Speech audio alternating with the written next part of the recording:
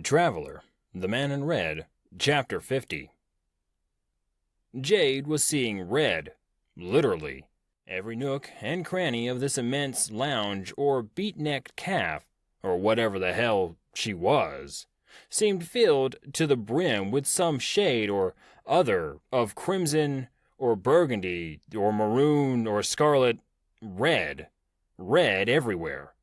Crimson pillows, red carpeting, maroon coral wall structures intertwined throughout the vermilion superstructure, ending in a scarlet control console. This bizarre multi-sided lectern housed amaranth dials and auburn levers, magnet screens, and rose-hued tubing. Oddly enough, in some strange haze which was rapidly evaporating, Jade felt a sense of déjà vu. She knew she was waking up from a long sleep, but seemed to find herself in yet another dream. How could she be asleep and awake at the same time? And why did she feel she'd done this before? But it wasn't red. No, it was another color. Maybe green? Blue. Jade couldn't quite put her finger on it. The question of whether or not Jade was still asleep or waking up was answered rather loudly by a madman's constant screaming. The madman, standing directly to her right, was Jack Valentine. Jade shook her head. How did she know that? Give it a rest, dude. Jade found herself shouting back. Oddly enough, Jack Valentine did indeed quit yelling, yet remained staring forward with his mouth agape and single finger pointing outstretched. Then explain to me, what the hell is that? Jack Valentine's gaze never wavered. Jade, rubbing her eyes and completely awake now, followed his indication to the other side of the room. It was a rhinoceros. Yet not a normal rhinoceros. It was standing on its back two legs, fully clothed in black body armor, and appeared to be feeding a puppy dog. Valentine and Jade stared at the rhino. The rhino stared back. Then abruptly, the rhinoceros smiled. Sort of. It was weird. The rhino waved at them. "Hi," he said. "I'm Bro."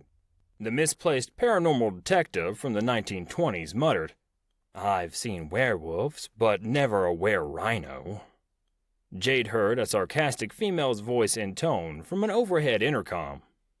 Not a were-rhino. The voice of Purge continued. The proper scientific term is rhinoform. The name of his race is Judon. "I'm Bro," the rhino said, again. "Hi." Valentine glanced over at Jade. "What the hell is going on here? Where the hell are we?" Jade felt an arm drape over her left shoulder, and out of nowhere, the man in red was standing in between her and Valentine, an arm on both. "How long until temporal amnesia realignment perfect?" the man in red asked. Overhead, Purge replied, Sucking up to me by calling me perfect won't change the fact that if they were going to remember, they would have remembered by now. The man in red sighed, withdrew his arms from his visitors, and headed toward the Crimson Control console.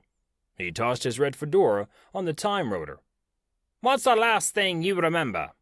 Valentine spoke first. "I had just finished a poltergeist exorcism, and was heading back to the bar when I saw something strange down an alleyway. I remember blacking out and waking up with you standing over me." The man in red snapped his fingers, pointing at Jade.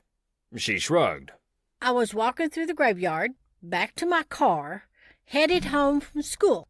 I felt something grab my shoulder, and then the next thing I know, like the peroxide blonde here, I woke up with you standing over me.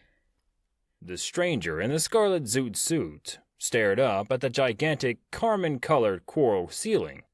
"You're telling me that you can't help me with the temporal Amnesia retrograde? Yeah, I heard you the first time. Nothing has changed. Capozilla onec ves oric travelar? They can't remember, and I can't tell you why." The man in red slapped the chestnut control panel in frustration. Good grief! A talking were-rhino! Valentine observed again. And it talks! Jade shook her head. Judon, and his name is Bro. Bro waved. Fed some charcoal to the pebble puppy. Is that a damn dog made of rock? Valentine asked. Okay.